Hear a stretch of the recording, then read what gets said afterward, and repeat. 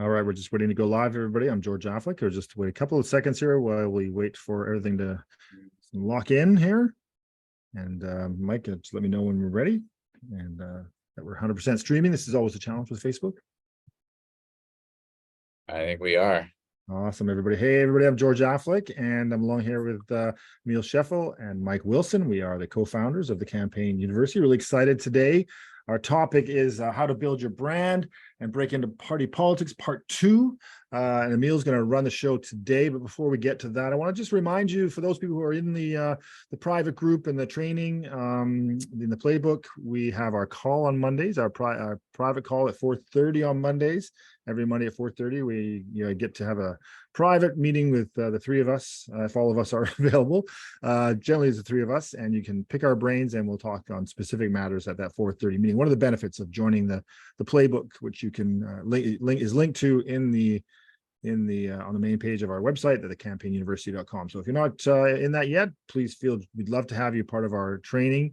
A lot of elections coming up, so for those of you who are out there that are thinking of running for office, or you're part of a campaign team, that's what this is all about. We love to be able to teach you everything you need to know about running for office. And I'm going to hand it over to Emile now, who's going to focus on something that's it's certainly close to my heart, because it touches on a lot of what I do every day in my business, and along with you, Mike, too. And Emile, from your perspective, and I think it'll be interesting today to get it from your perspective as a former head of a political party, because it's quite different, I think, than mine as a former elected person and a backroom person, and Mike's as an advertising person. So over to you, Emile.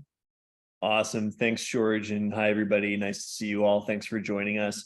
Just going to share my screen here. So as George said, I had the privilege of being the executive director of a political party, not once, but twice, double the fun and double the trouble. And a big part of my role was recruiting and helping to recruit and coaching new candidates, first-time candidates. And in some cases, making sure that folks who were not cut out to be candidates did not become candidates. So I've been a part of all stages of the process. I've seen what types of would-be candidates succeed or don't, and what it takes to advance your political ambitions within a political party structure. And really looking forward to this conversation with Mike and George. I should just say, I think this session really is complementary to the session that George and Mike did a couple of weeks ago, sort of around building your brand as a candidate.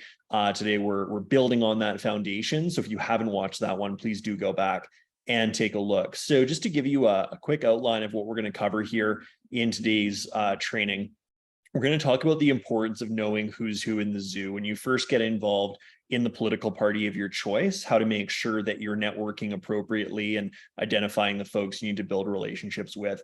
We're going to talk about the importance of being easy to find as opposed to obscure, building on the conversation that Mike and George had about building a strong candidate brand. We're going to talk about the importance of the Google test, more on that shortly. We're going to talk about what makes a really effective pitch for yourself as a potential candidate. We're going to talk about anticipating and overcoming objectives. And we're going to talk about picking your battle in terms of where you might want to run and making sure you have a backup plan if plan A does not work out. And I know that George and Mike are going to add a ton of value here from their own experience as we go through the training. So talking about who's who in the zoo, first question you got to ask yourself is, you're getting involved in a political party, you want to become a candidate, not just a rank and file member. Who are the decision makers and the influencers within that party that you need to move? In Canada, federal, provincial levels, pretty consistent across provinces and at those two levels of government, how this works. You're going to have a local electoral district association, EDA, or a riding association. They may have a candidate selection committee that's responsible for identifying potential candidates and interviewing them and sort of being the first gate in the candidate screening process. In the US, there's going to be a ton of variation, party by party, state by state. But generally, you're still going to have a district level or a county level or a state level party organization, depending on the level of government that you're looking to run at. And then you're going to have, in any political party of a certain level of sophistication and size, you're going to have key staff who are involved in the vetting process for candidates, the approval process for new candidates. You're going to make sure you know who those people are and that you're influencing them appropriately. You want to know as well, what kinds of candidates is that party looking for? I think it's fair to say, George and Mike, every party in Canada and largely in the States is looking to become younger, looking to become more diverse, to broaden their appeal to a wider group of voters. So make sure that you're aware of the challenges or the opportunities that creates for you. This is not to say that you're out of luck if you happen to be, say a white male of a certain age. It just means you have to be thoughtful about how to position your candidacy to make sure that you are a fit for the needs and preferences of the party that you're looking to represent as a candidate. You need to understand the process to become a candidate. And I want to make a really important distinction here. There's going to be a formal process. There's going to be a written set of rules. It's not always publicly available, but it does exist for how to become a candidate. You might need to pay a deposit. You're probably going to need to fill out some kind of a vetting questionnaire and go through a process.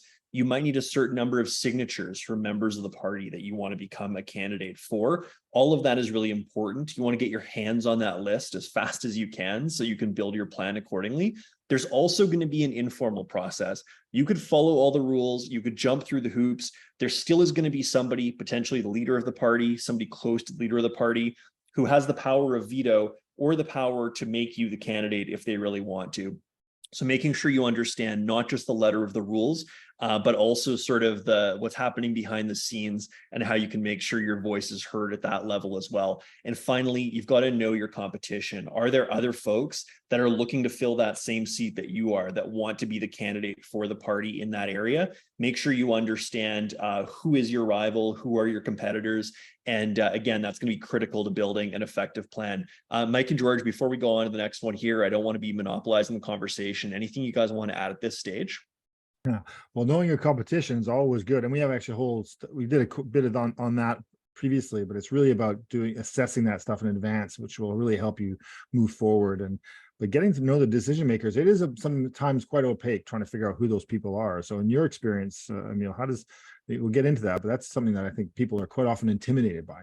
I think one thing for me, just being in the back room and usually around the leader in these processes, is there's both the States and Canada, there's a group of people around the leader of the party or the current leader of the party that apply pressure from the leader's point of view into the party.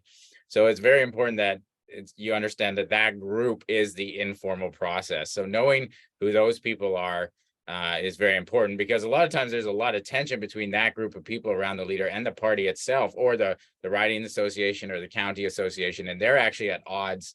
Maybe the leaders group wants to appoint someone, and the party or the riding association or the county or the state association really wants to have a nomination process or an open primary, and a lot of times there'll be conflict there. So it's important to try and figure out who the players are, both around the leader and then around the party, because often those are two pretty different groups. That's right, and that open and transparent process isn't always as open and transparent as you might like it to be. I think the party system sometimes can be a little undemocratic, but if you know the movers and shakers and you know how to get in there and be in the right place at the right time, it really can make a huge difference to your strategy. Yeah, and both your comments are a fantastic segue into really the meat of our discussion today, which is how to become an indispensable candidate that's really difficult to turn away. So part of that is being easy to find. Do not be like Waldo in this picture. By the way, I spent a good 5 minutes trying to find him and I couldn't do it. You do not want that to be the case as a potential candidate. If I, as the executive director of a political party, or maybe I'm the staffer in charge of recruitment, if I see your name as a potential candidate, it should not take me more than 30 seconds through a simple Google or social media search to figure out who you are. Within 30 seconds to 60 seconds, I should be able to find your LinkedIn profile, your Twitter, your Instagram, your Facebook. Not only that, I should be able to tell what kind of person you are. I want to know, do you have a family? What kind of a career do you have? What are the issues that you care about? What is your position on them? Make it as easy as possible for the political party of your choice to figure out at a glance who you are, what you bring to the table, and what you offer. A big part of that in the offline world is to build familiarity with the folks in the party, volunteers, staff, members, everybody who has an influence on who becomes a candidate by showing up. Show up to party events. If there's a leadership election or another nomination in a different area or a primary, if you're in the States, be a part of that process. It's okay to take a side in a leadership race as long as you're not burning bridges with other camps. Be a part of that. Be visible. Build relationships with other folks. There is nothing like participating in a local election campaign with a party or in an internal process to build really durable, lasting relationships. That's something that George and Mike can both attest to. And if you really have to do cold outreach to folks in the party, because say you're pressed for time, there just isn't enough of a runway to really build up your familiarity and your knowledge base in the party in a more proactive way. We're going to talk about how to make sure that you're able to make the best possible case, put your best foot forward, and how to get noticed if you are in the situation of just reaching out cold to a party influencer or decision maker by an email or a phone call. So George, Mike, maybe you guys, before we move on here, can talk just a bit about sort of the benefits of showing up as a new member of a party and getting recognized. Yeah, go ahead, Mike. Yeah, I was just gonna say for me, being a big part of the major parties in Canada and in the US, the parties are always going through renewal, right? Especially every time the leader changes, there's a complete change in who the influencers are and who the gatekeepers are.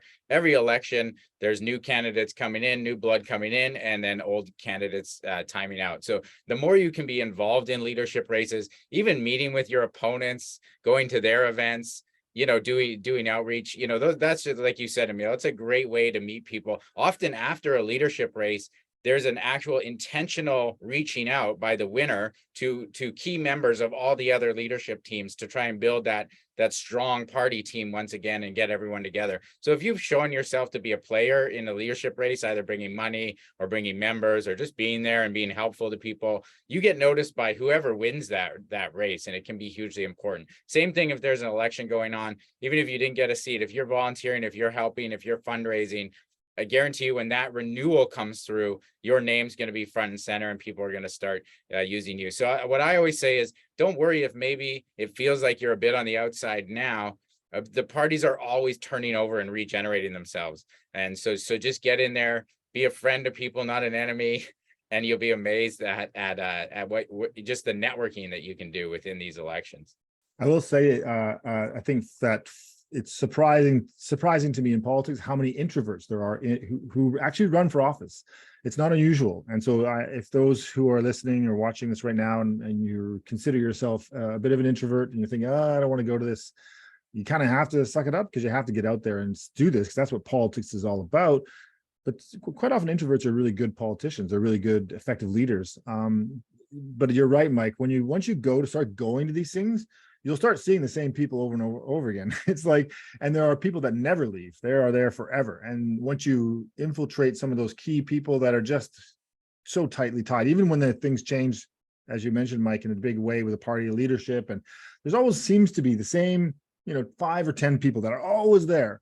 And once you get to know a couple of those people, they are always more than welcome to introduce you. And when you walk into a room or you're out there, you're doing that kind of cold outreach, or they want to help everybody. I found, which is amazing, unlike business sometimes, which is more cutthroat, people quite often really want to help you succeed in politics. They want to, if you show any interest, just kind of like what this whole intention of this the campaign university is. We're really trying to find great people, and that is instinctive, I think, for people who are involved in party politics. They really are always looking for great people. When somebody new walks in, believe me, they go, oh, who's that guy?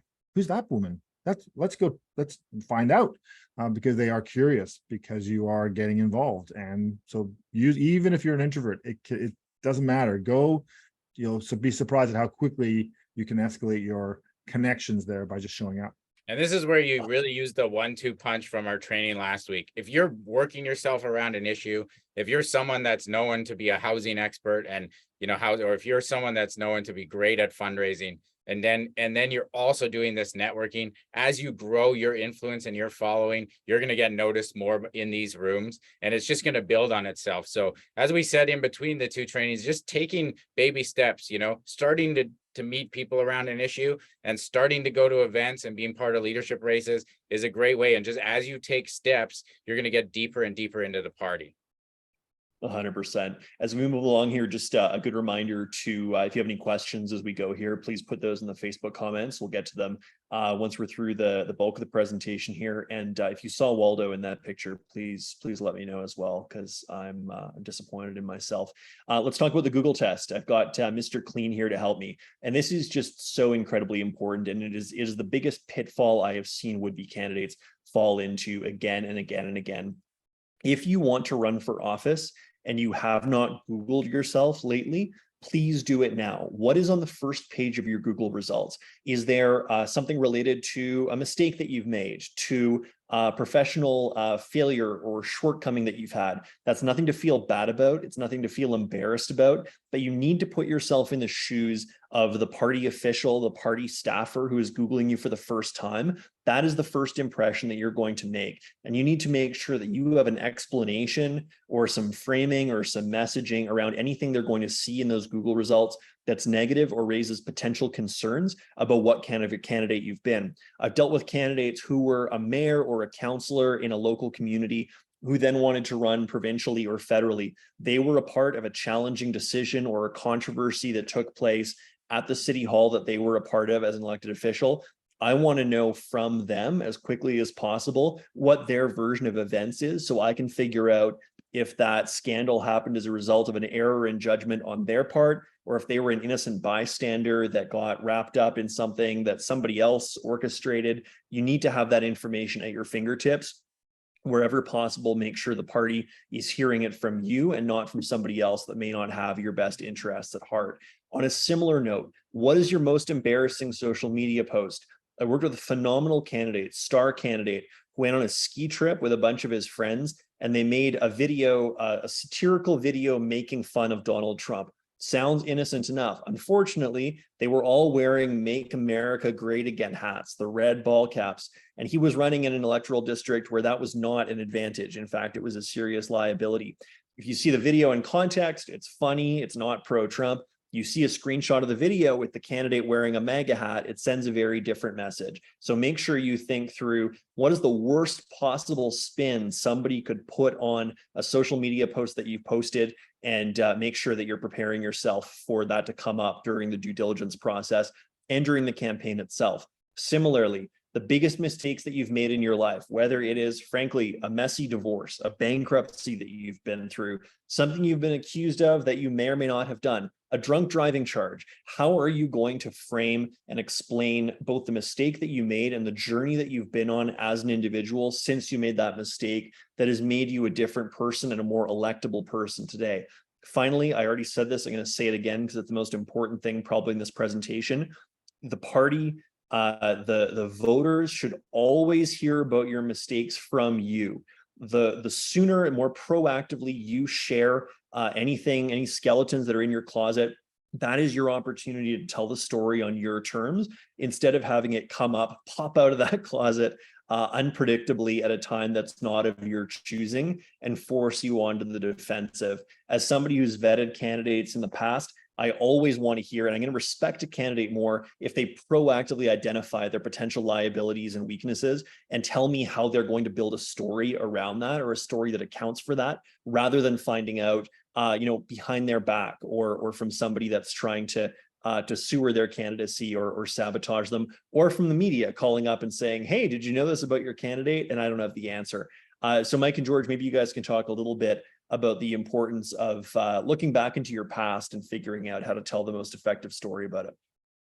Well, I'm so old that I don't have social media from when I was in high school, because I would be doomed if I had had. but I think that it's, honesty and transparency. I think one of the things that I was surprised at when running is how much information you have to provide the party. I didn't even know you could export all of your information from all these social platforms. You get a whole guidebook generally in most political parties on how to do that, and it goes back to the beginning in time and creates an Excel spreadsheet that they then vet and go through. And so generally you can't escape this, and they're going to find out. And if they find out the way Emile just described, that's not a positive. And so it's the first lesson in communications really is, being prepared for the worst. And I think, barring a few really challenging situations, generally you can make them work for you and I've said some crazy things as far as even in office that people certainly have used. You'd get this information about how they were going to use this against me in another campaign. I'm like, but I still stand by what I said. I just got to make sure that I get my chance to put it into context whenever I get a chance, because when you get a chance to say it, people go, oh yeah, well, that makes sense. That makes sense why you said that. But of course, Twitter and all these media, social media, they are a moment in time and they don't always reflect everything. And you're sometimes overly passionate potentially, but just be prepared. Absolutely. And one thing I would say on all this, negative stuff and having the scam, this is where you really want to take the building your brand to the next level. If you're reinventing yourself and you have reinvented yourself and you've changed your ways, then your Google results should reinvent themselves as well. So that's why you really want to take the time to be working on, having a new initiative, having a story to tell, having something you're standing on that's new and fresh. That's not to negate that you need to be able to explain these other things and why you have this social media past or these scandals in your past. But if the public now knows you for another reason, that's going to make it all the better and easier for the party to accept you as well. Very true. And on that note, I have Alec Baldwin here from one of my favorite scenes in one of my favorite movies. If you know, you know. Once you decide to become a candidate, every interaction with the party of your choice, no matter how small, events, individual conversations, internal party processes, every single one of those is an opportunity to send a message about who you are as a potential candidate and to make the case for yourself and why you should be trusted to carry that party's banner in the area where you want to run. So a couple questions you need to have answers to before you become a candidate, because frankly, if you can't answer these questions in a reasonably concise and articulate way, you're probably not ready to be running. Luckily, we have the election campaign playbook and personalized advice to help you answer these questions effectively. But those questions are, why do you want to run? And why do you want to serve? You do not want to be blindsided by those questions, either by the party when you first come in the door or by a voter on their doorstep when you're asking for their vote. You need to have answers to these questions, and really those form the foundation of your message about why you would be an effective candidate. Similarly, if there are other folks that are putting their names forward in that nomination, in that primary to be the party's candidate, what do you offer that they don't? You don't necessarily need to be attacking them, especially because they're members of the same party, but you need to make a case for why. And in all likelihood, it's not about policy, it's about winnability. Why are you the most able to get the most votes? Why are you able to raise the most money? Why are you able to build the strongest campaign team to win that riding or that district or that election? What is in your candidate portfolio? We talked about cold outreach. If I'm the executive director of the party that you want to run for, you're reaching out to me saying, hey, Emile, my name is George Affleck. I want to run in this riding. What are the links that you can include in that email? Here's a story about how I raised a bunch of money for charity that shows that I have a network of donors that'll be there to support me. And similarly, talking about who's in your corner, let's be super frank and honest here, because that's what Campaign University is all about. If you are an individual who has significant pull and connections in an ethnic or a cultural community, the Punjabi community, the Filipino community, the Christian church community, it doesn't matter what it is. What matters is that you have a ready-made network of people that are going to show up to support you. That's something the party needs to know, because A, it makes you more attractive as a candidate, and B, again, being very frank, it warns them, it sends a signal to them that if they don't treat you well, if they don't give you a level playing field and a fair shot at that candidacy, there's going to be a group of people who make life difficult for them. I want to be clear, I'm not advocating violence, although I have had it subtly threatened against me by a few people that didn't get to be candidates that wanted to. But it's about making sure people understand you have a coalition behind you, and it is going to be difficult to stop you from running or send you packing because you're somebody that's respected and has support in the community where you want to run. So George and Mike, please rein it in from this dark place that I've brought. Well, I have this crazy story. I mean, not crazy. I think it's a really good story because it was this very established politician, and I had just decided to run. I was going to be the candidate. I can't remember if I was a candidate already or if I forget, but I ran into her at this event, and immediately that was the first question. So why do you want to run? She was very aggressive about it.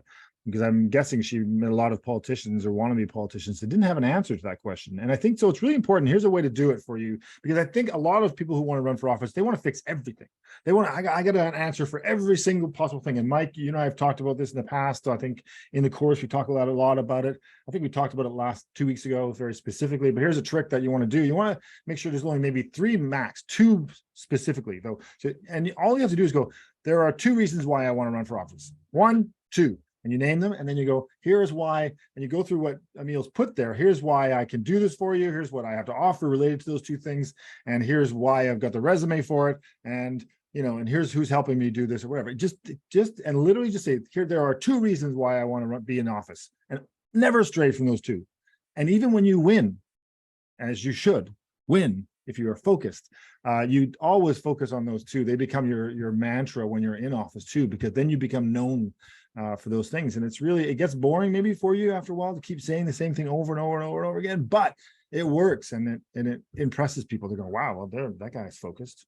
Okay. Yeah, I'm working with someone right now who is aiming at a nomination in a major federal party, and we have built 4 tracks. So we're meeting with the leader's office. We're meeting with the local area and the people that are in charge there. We are building a brand around issues, and we are fundraising for him. And we are doing all of these very actively, and they all play off one another and put pressure on one another. And to your point, though, George, we made very clear, like, as you're meeting with the leaders people, as you're meeting with the local people, and as you're putting out your own brand and building around an issue, we're going to be super clear about these 2 issues that we're running on and we care about. So every meeting we have, whether it's the leaders group, the local group, or our own media and brand building, or our fundraising, we're always very consistent in what we're doing. And it just puts a stamp down that I'm coming in here not just as a person trying to get into the party and get a nomination, but I'm coming in here because I'm passionate about these things that need change, and they align with this party's values. And not only that, there's a group of people that are going to vote for me and fight for me behind me on these issues. And once you're doing that, and even fundraise for me on these issues, now you're really putting yourself in a position where the party's going to take notice, even to the point where the party may say, we need that person, we need them desperately, because they're bringing all of this to the table.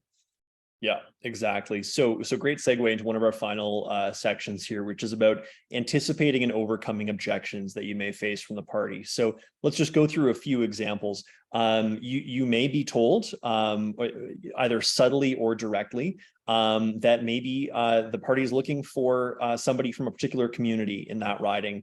You may not be a member of that community. And that may, frankly, make it a little bit more of an uphill battle. You're going to have to compensate with other characteristics that you have.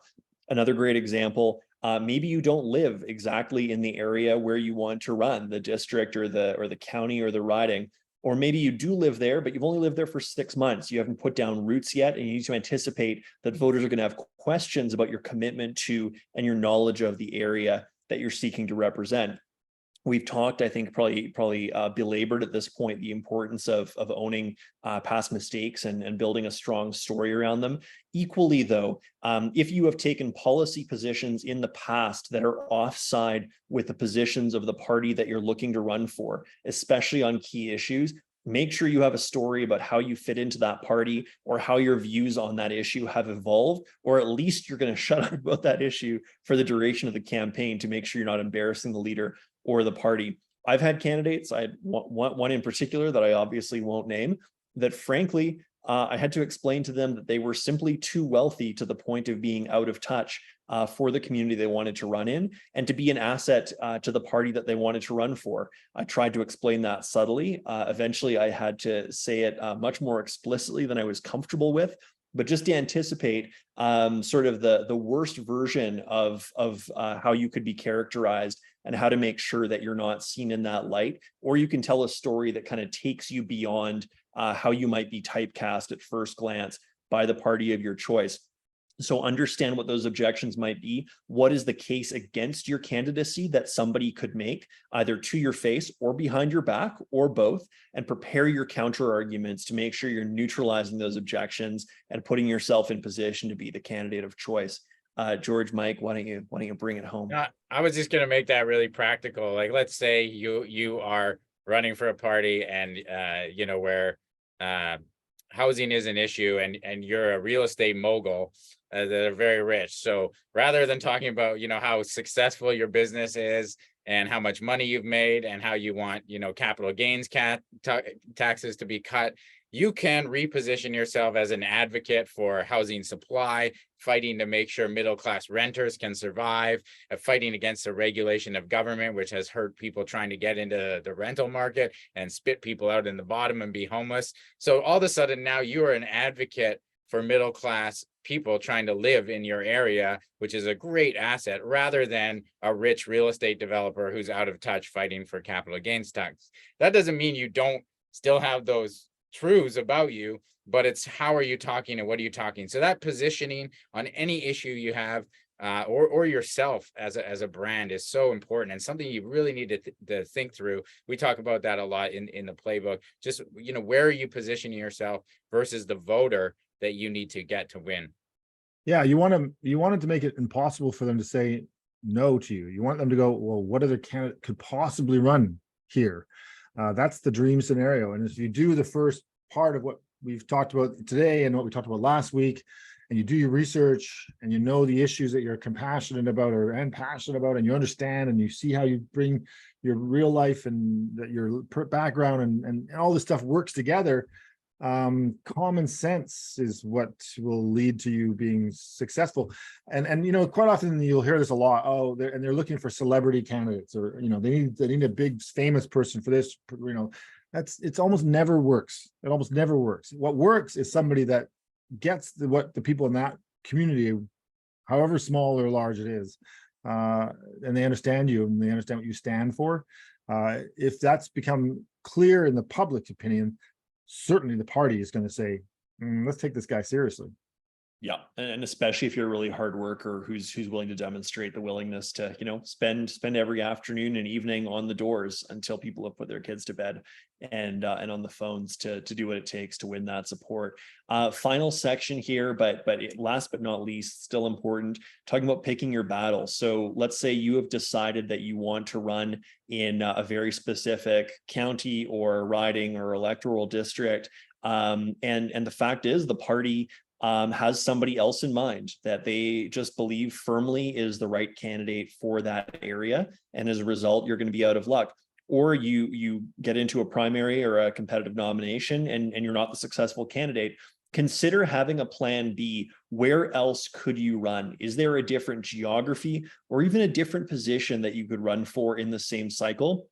Maybe you win, maybe you don't. But even if you don't win, you are demonstrating credibility and work ethic and support and loyalty to the party of your choice. So when the next election rolls around, you have a better shot at running for the position or in the geography of your choice. So retaining flexibility, it's not right for every candidate. It's not right for every situation, but it can be worth thinking through, okay, if they don't want me to run in this riding, where could I run instead and get an opportunity to be in the spotlight, to show what I have to offer and position myself for better things down the road? Yeah.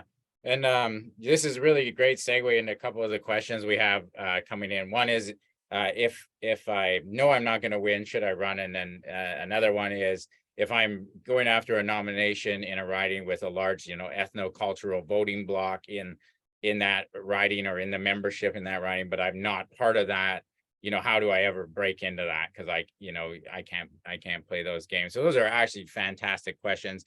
I think in particular, if we take the second question first, which is, what do you do if you have this big cultural voting block in the membership in the riding you want to run and you're not part of that? There's a couple of things, this is obviously in every leadership race, across Canada especially, but it's a huge part in the States too, especially in the Democrat and circles with the Hispanic community, and also in the Republican circles with the religious community.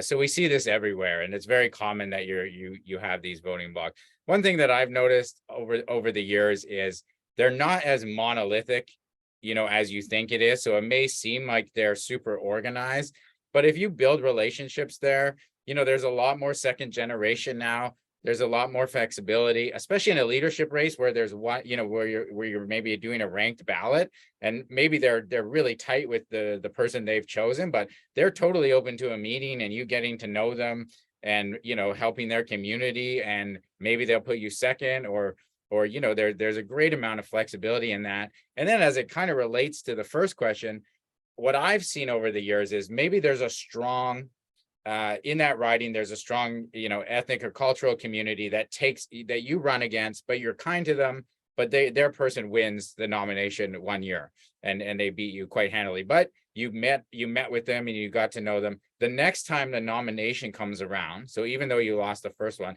now you have a relationship with a lot of them and they're open to you. And maybe they don't have a candidate and you've improved your winnability, and you can actually strengthen those ties, and you never know when that's going to swing back to your advantage. So, you know, I would say it's hard when you get in, you know, and, you know, the membership is stacked.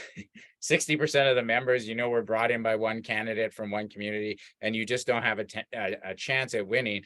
But in that case, all the principles we talked about today still apply. You know, build yourself around the issue, get out there and meet them, you know, make relationships. You know, go for it, be kind, get people to know you, because you never know when in that community as well that renewal is going to come around. And a lot of times I've seen over the years as well, those cultural communities will swing all of a sudden at the end.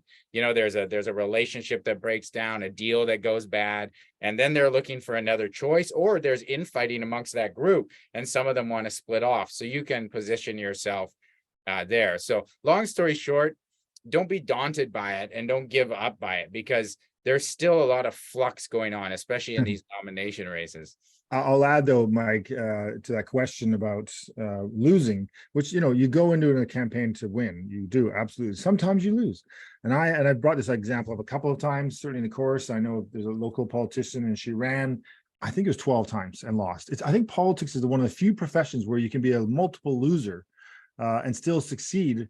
If you're willing to do the time, because every single time, even if you lose, you're building up your brand. If you're sticking to your messaging and you're standing by your convictions, and that person, she eventually went on to win, and now she's been in office, I think, 11 years, and doing a great. I don't agree with all the things she stands for, but I certainly know what she stands for, and I know why she's there. And she won the first election finally by a hair, and then the next time she came in first place in a city election, and as a councillor candidate, alderman. So it just shows you that, you know, politics is a very strange profession, if you call that, to choose, and that losing in the end can equal winning.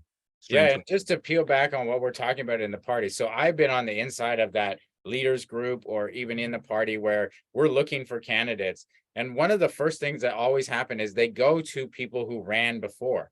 So if you ran in a nomination and lost to an ethnic voting bloc, but you did well and you showed yourself to be competent and a good speaker and brought people with you and fundraise, you know, when they're in that situation where they maybe need someone in another riding where they've lost a candidate, they'll go to you and say, hey, will you help us out in this riding or this county? And sure enough, you kind of make your way up the party. So you never know when these doors are going to open in politics. Like even as much as we've tried to control them at the top of these party structures, there's always crazy stuff happening in politics. So I would say still go for it, still put your name out there, still meet with the groups that are opposing you, build the relationships, because you never know when a door is going to swing wide open for you.